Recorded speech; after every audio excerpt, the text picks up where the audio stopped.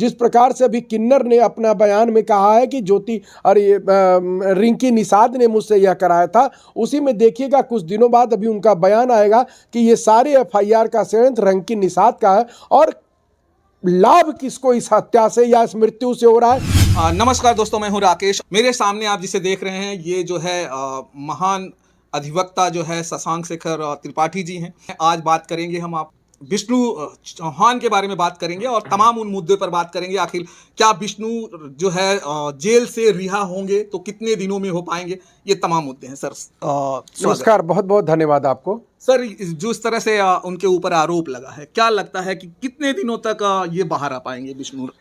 देखिए, बाहर आने में तो 1 से 1.5 महीना मुझे लगता है अभी लग सकता है, लेकिन अल्टीमेट विष्णु इस मामले से बरी होंगे, क्योंकि विष्णु के ऊपर जो भी आरोप लगे हैं वो न तो न्याय संगत है, न तर्क संगत है, न विधि संगत है। कोई विवाद मालती चौहान से उनका नहीं था। मालती चौहान की खुशी के लिए विष्णु राज ने उनकी शादी अर्जुन वर्मा से करा दी थी और उसके बाद फिर अपने घर में रखा था। पूरा सिस्टम विष्णु राज और मालती चौहान का एक साथ चलता था। ये लोग बहुत गरीब व्यक्ति से उठ करके सामान्य श्रेणी तक और उसके ऊपर की श्रेणी तक आए थे और काफ़ी ज़्यादा सब्सक्राइबर्स इनके यूट्यूब के हो चुके थे। तो मुझे जो लगता है कि विष्णु राज और मालती चौहान के बीच में एक जो तीसरा व्यक्ति है उसका ही ये सब षड्यंत्र है और ये सब किया हुआ है। वह तीसरा व्यक्ति नाटक करने में माहिर है, वह तीसरा व्यक्ति जो है कि ड्रामा क्रिएट करने में माहिर है, वह तीसरा व्यक्ति अपने हिसाब से यूट्यूब चैनल की लोकप्रियता बढ़ाने में माहिर है। तो उसने ही इन सारी चीज़ों को डेवलप करके इस इतने बड़े घटनाक्रम को अंजाम दिया है। मुझे ऐसा लगता है और पुलिस को भी इन्वेस्टिगेशन में मिलेगा जरूर। सर, जिस तरह से मालती चौहान के पिता दीपचंद ने आकर कहा कि मेरी बेटी को दहेज प्रथा के लिए जो है प्रताड़ित किया गया और उसी दहेज प्रथा की वजह से आज जो है विष्णु चौहान ने मालती चौहान की हत्या कर दी, क्या आपको लगता है कि ये जो बयान है उनका वो ट्रायल में टिक पाएगा? नहीं, वो ट्रायल में भी नहीं टिक पाएगा, बेल में भी नहीं टिकेगा। जब ये बातें जब कोर्ट में पहुंचेंगी, माननीय न्यायालय में, माननीय उच्च न्यायालय में, तो इन सारे विषयों पर जब डिस्कशन होगा तो आप निश्चित जानिए कि यह कोई आरोप नहीं टिक पाएंगे, क्योंकि जिस गरीब वर्ग से ये लोग आते थे शादी के समय, चूँकि दोनों लोग बहुत ज़्यादा गरीब थे। विष्णु ट्राली चलाता था और ये लोग बहुत ज़्यादा, मालती बहुत ज़्यादा गरीब परिवार से आती है। तो उस गरीब परिवार में दहेज की कल्पना भी नहीं होती है। वहाँ तो 10-20 लोगों के बीच में जुट करके शादी विवाह करके अपनी जिम्मेदारियों का निर्वहन कर लिया जाता है। इसलिए न तो कोई दहेज की बात है, न कोई आर्थिक असंगति की बात है। यह मामला सिर्फ एक बड़े खिलाड़ी का, जिसको पीछे करके विष्णु राज और मालती चौहान यूट्यूब की दुनिया में बहुत तेजी से आगे बढ़ रहे थे। मुझे लगता है कि उसको बड़ी क्षति हो रही थी और उसके लगातार पिछले दिनों रंजिश विष्णु से भी होती रही, मालती से भी होती रही। उसने यह मौका पाकर के यह पूरा घटनाक्रम क्रिएट किया है और उसने एक बहुत बड़ी गलती कर दी।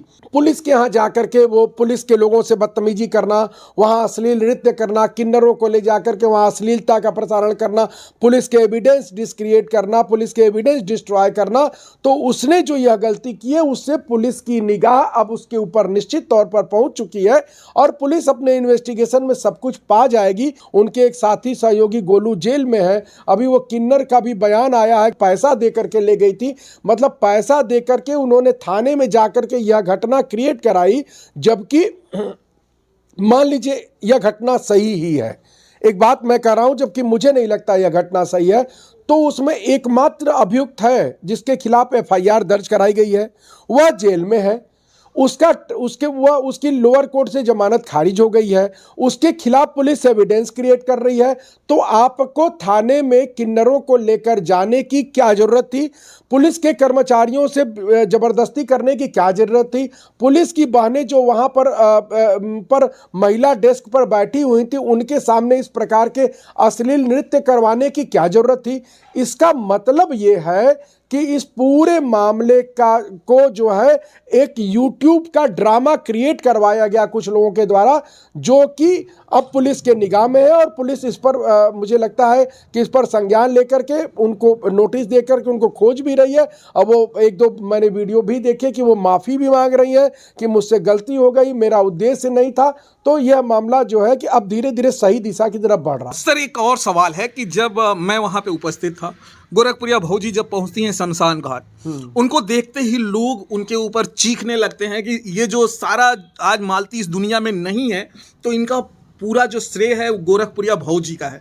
आखिर लोग क्यों गोरखपुरिया भौजी के ऊपर सवाल उठा रहे हैं? देखिए, लोग इस बात को समझ रहे होंगे कि गोरखपुरिया भौजी ही एकमात्र वह शख्स थी जिनको फायदा हो रहा था मालती राज के मरने से, विष्णु राज के जेल जाने से।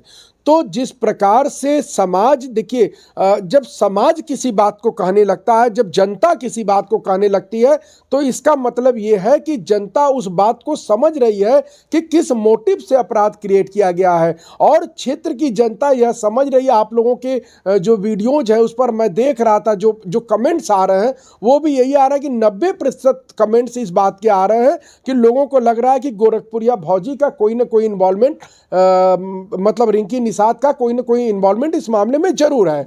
और उन्होंने यह गलती कर दी पुलिस के यहाँ जाकर के, अपने को ज़्यादा यूट्यूब पर अपने सब्सक्राइबर डेवलप करने या ज़्यादा लालच के चक्कर में। देखिए, जब अपराधी एक अपराध करके बच जाता है ना, तो उसका मन बढ़ जाता है। तो यह मान लीजिए कि वह उससे बड़ा अपराध करता है। और मालती चौहान ने की मृत्यु के षड्यंत्र से जो भी लोग इस षड्यंत्र में शामिल थे, जब वह बच गए, उनको लगा कि विष्णु राज जेल चला गया, मालती चौहान मर गई और उनके यूट्यूब के सब्सक्राइबर्स बहुत ज़्यादा हो सकते हैं और उनको एक बड़ा लाभ मिल सकता है।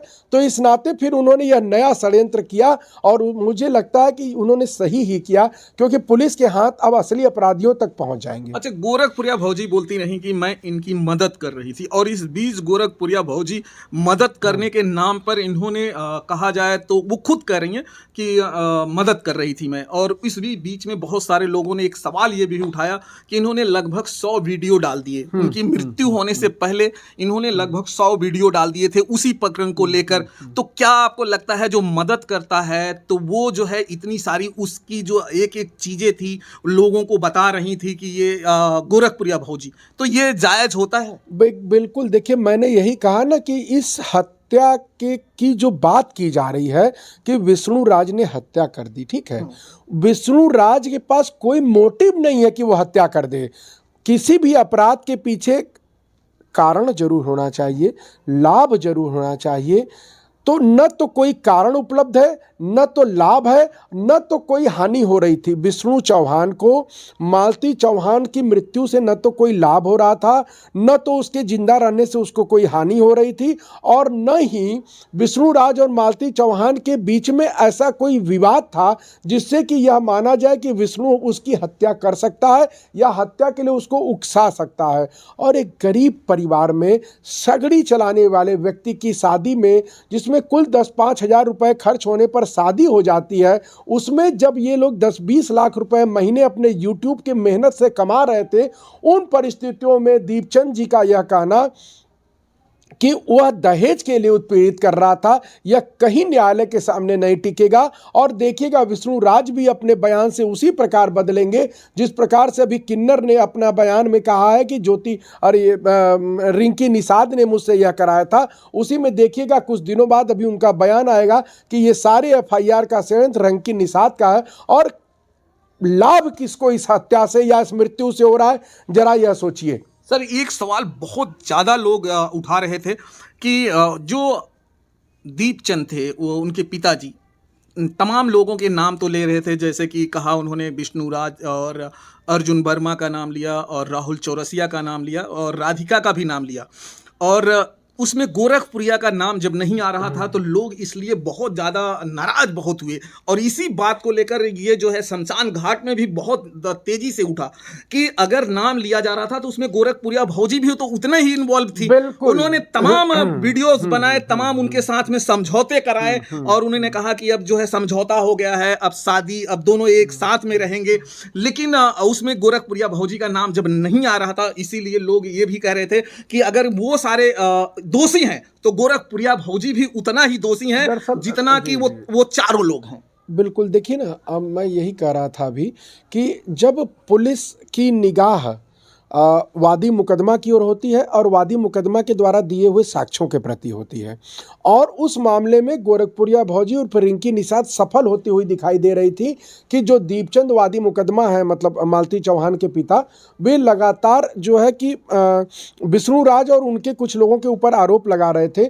उसी दिशा में जब पुलिस प्रॉपर इंक्वायरी कर रही थी तो रिंकी निषाद को ये लगा कि पुलिस अगर इस एफआईआर के थोड़ा डिफर होकर के इंक्वायरी करेगी तो मेरा षड्यंत्र कहीं पुलिस के सामने आ सकता है। इसलिए उन्होंने यह ड्रामा क्रिएट किया और किन्नरों को लेकर के इस प्रकार से जो है कि नग्न जो है कि नृत्य कराए, नग्नता का प्रदर्शन किया, अश्लीलता का प्रदर्शन किया। वहाँ बहनें थीं, माताएं थीं, वहाँ पर वादकारी उपस्थित थे, वहाँ पर पुलिस की बहनें उपस्थित थीं, पुलिस के कर्मचारी थी। उनके साथ जिस प्रकार की ये मिसहैंडलिंग, ये अपराध उनके द्वारा कारित कराया गया, उससे पुलिस को उनकी मंशा पता चल चुकी है।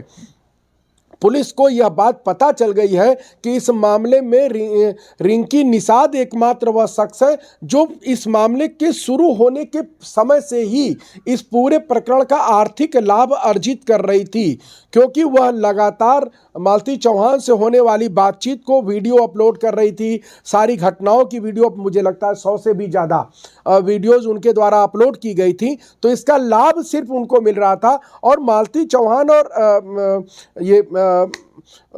चौहान और विष्णु राज के बीच में जो विवाद चल रहे थे, मतलब उनके बीच में कोई विवाद बेसिकली था नहीं।